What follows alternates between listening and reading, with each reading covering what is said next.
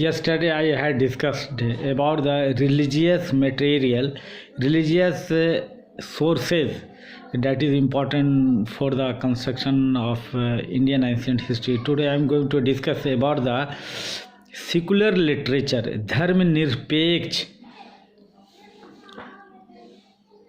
धर्मनिरपेक्ष स्रोत जो प्राचीन भारतीय इतिहास के निर्माण के लिए काफ़ी इम्पोर्टेंट है। इससे पहले मैंने आपको बतलाया था कि साहित्यिक स्रोत को दो हिस्सों में बांटा गया था, धार्मिक स्रोत एवं धर्मनिरपेक्ष स्रोत। धार्मिक स्रोत को इससे पहले हम लोगों ने डिस्कस किया है। Now I am going to discuss about the secular literature that is very important for the construction of the Indian ancient history।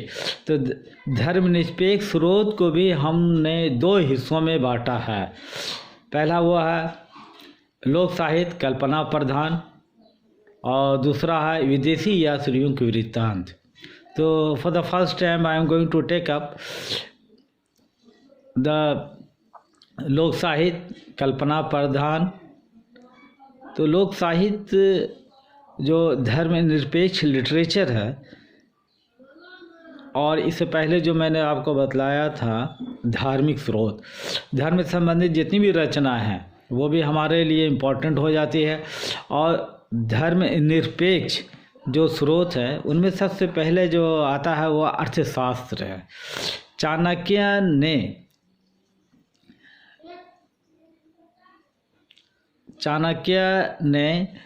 Chandragupta को प्राइम मिनिस्टर बनाया और मौर्य एडमिनिस्ट्रेशन पे, इसके डिप्लोमेसी पे और राजनीतिक इवेंट्स पे जो भी मटेरियल उन्होंने अपने अर्थशास्त्र में लिखा, डेट इज़ वेरी इम्पॉर्टेंट।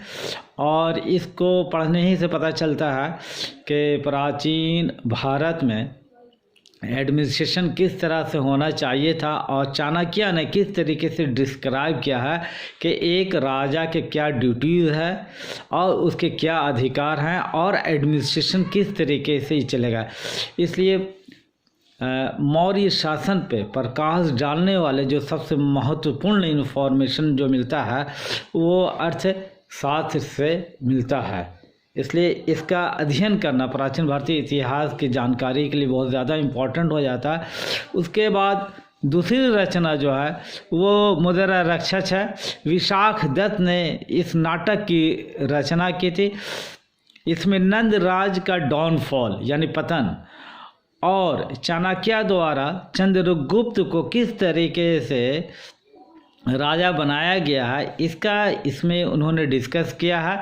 इसलिए ये रचना भी प्राचीन भारतीय इतिहास के निर्माण के लिए काफ़ी इम्पोर्टेंट हो जाता है। इस नाटक की रचना 7वीं शताब्दी में की गई थी। उसके बाद कालिदास की रचनाएं भी प्राचीन भारतीय इतिहास के लिए बहुत ही महत्वपूर्ण है।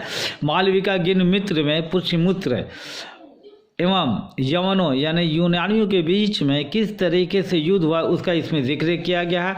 इसके बाद हर्षचरित की रचना 7वीं सदी में वान भट्ट ने की थी। इस ग्रंथ से हर्षकालीन प्रत्येक प्रमुख घटना की जानकारी प्राप्त होती। उसके बाद हम आते हैं महाभाष्य।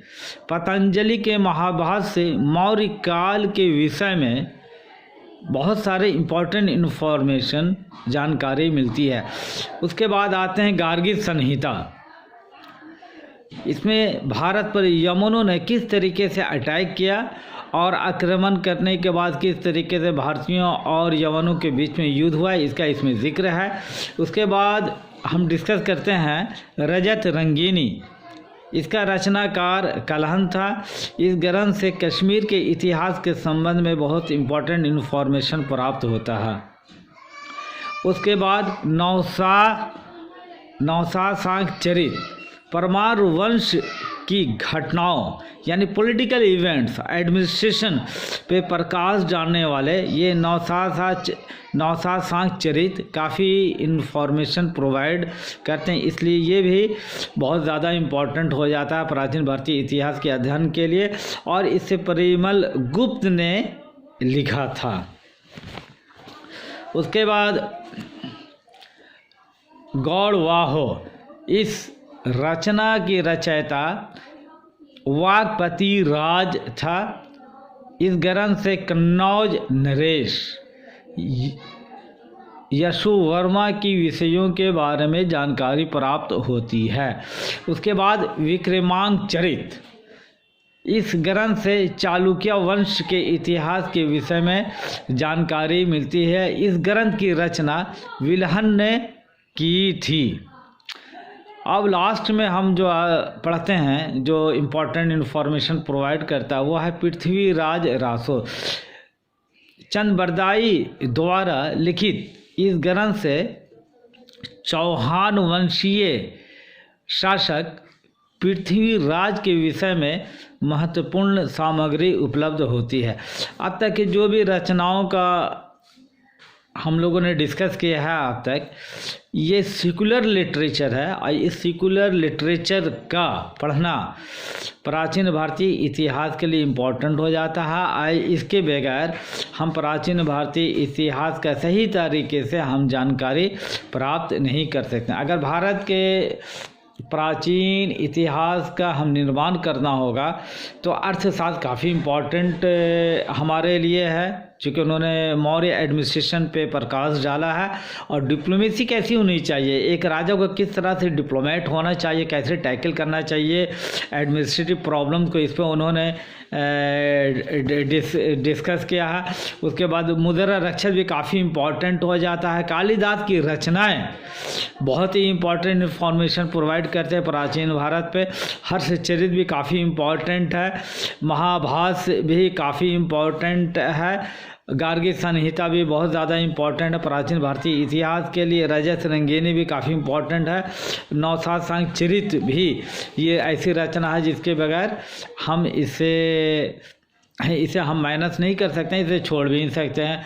गौड़वाहो ये वो बहुत ज़्यादा इम्पोर्टेंट है। और लास्ट में जो मैंने बतलाया पृथ्वीराज रासो, ये चौहान वंश के एडमिनिस्ट्रेशन के संबंध में जो इन्फॉर्मेशन देता है वो प्राचीन भारतीय इतिहास के लिए ज़्यादा इम्पोर्टेंट है।